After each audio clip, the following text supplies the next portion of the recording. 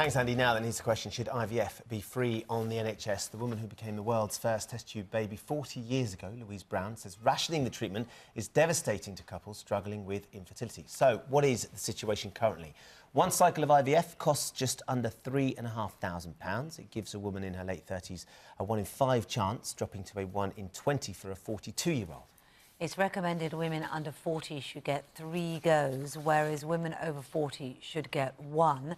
But just 12% of England's health trusts follow that, and 7 have removed all funding, so making the whole thing a real postcode lottery depending on where you live.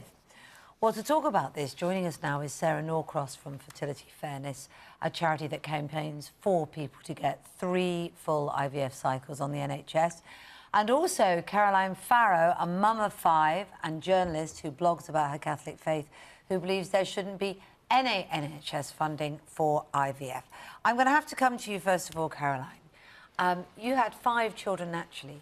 How could you possibly know the pain of not being able to conceive children when you've had 5 seemingly easily, and how could you then campaign to deny others a chance? Well, I know something of what it's like to go through miscarriage because I've experienced that myself. Because I haven't experienced infertility, admittedly, I can't begin to know personally how devastating it is. However, I do have lots of friends who've gone through it. And I think when we're looking at IVF and the NHS, we actually have to make an objective clinical decision, no matter how hard that is. Now, as your reports just said, you know, actually the chances of conceiving via IVF, are very, very slim.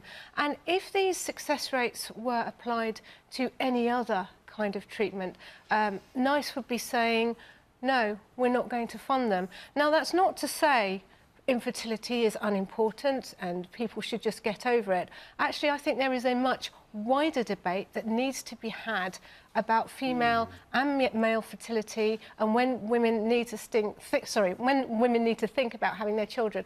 Now, that's not to blame people either for leaving it late. I think women have a huge amount of pressure on them at the moment, you know, to go through university, to establish themselves in a good career, and then they have to meet somebody.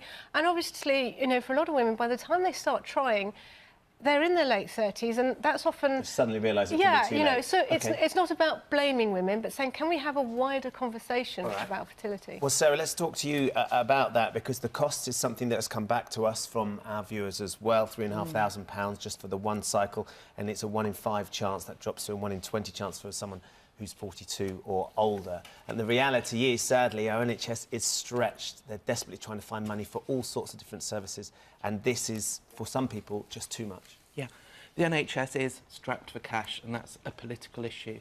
But in relation to fertility treatment, there's been a nice guideline in place saying that it's cost and clinically effective since 2004. NICE reviewed that evidence in 2013 and came up with to the same conclusion. So they consider it to be both cost and clinically effective. Successive governments have said that this should be available on the NHS. You know, it is a really fundamental part of the health service, treating things that aren't just life-saving. So with all that advice that's saying it is cost-effective over and over again, why are 7 NHS regions across the UK stopping funding for IVF? They're blaming their lack of finances for doing this. Also, what we're seeing is that clinical commissioning groups are ignoring NICE and are sort of doing their own research on a bit of an ad hoc basis. And not handling it. I mean, we've had a lot of comments from people, as you can imagine, very passionate about it. One on the no, it shouldn't be funded front is Jan, who says, listen, the people that have to make these decisions are just human. What would you do if a parent or a loved one needed life-saving treatment, or would you go for that or IVF? You know, when it comes down to it, you have to make a decision. This is why we need to have things done at a higher level, because what we're seeing as Fertility Fairness and what we're working on with NHS England is trying to improve the clinical commissioning of this service, because there are huge inefficiencies. So yesterday I met a male patient who'd got a fertility problem. He'd been sent to gynaecology.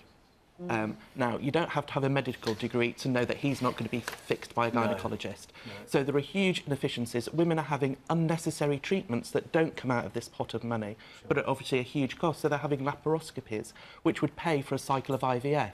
So we need a streamlined patient pathway.